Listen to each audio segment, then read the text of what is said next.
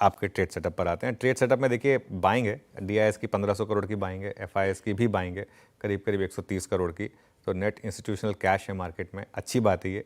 और अगर I think आप FI और DI के बार देखेंगे तो फाइनली एक दोनों साइड ग्रीन। अच्छा ये पहले भी हुआ है एक बार 9 सितंबर को, तो इसके लिए अभी मैं बहुत ज़्यादा एक्साइटेड नहीं हो रहा हूँ क्योंकि 2 दिन बाद ही इस पूरे स्विंग का सबसे ज़्यादा बेच दिया उन्होंने। तो इसके लिए अभी बहुत जल्दी एक्साइटेड नहीं होगा कि अब FI की बाइंग शुरू हो गई है। फ्यूचर्स में पोजीशन देखिए, अब आप वो जो लॉन्ग पोजीशन 20,000 से नीचे 18,000 पर थी, वो 26,000 पर आई है। शॉर्ट पोजीशन 2 लाख से नीचे आई है और फ्राइडे को 1542 लॉन्ग ऐड हुए हैं और फाइनली 9,000 शॉर्ट कम हुए। और इसमें एक सबसे इंटरेस्टिंग चीज़ है इंडेक्स फ्यूचर्स और स्टॉक फ्यूचर्स का आंकड़ा आशीष।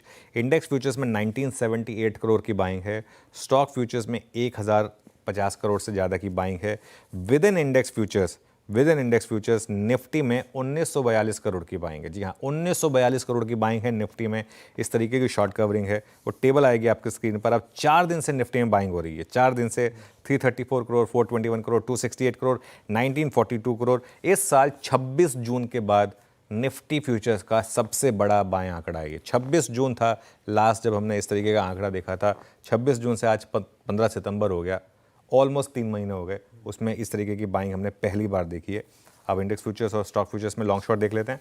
दोनों में आपको सेम ट्रेंड दिखाई देगा, थोड़े से लॉन्ग ऐड, थोड़े से शॉर्ट कम।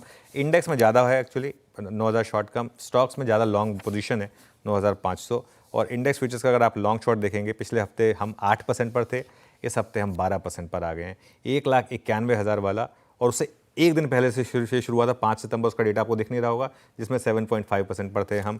कुल मिलाकर इंडेक्स फ्यूचर्स में 20,000 करोड़, 20,000 कॉन्ट्रैक्ट शॉर्ट कवर हुए हैं FIS की तरफ से। इंडिया विक्स इतिहास के लोवेस्ट लेवल पर है। गुरुकुल में हमने ये भी सीखा था कि कब इंडिया विक्स पे ध्यान देना चाहिए, कब नहीं देना चाहिए।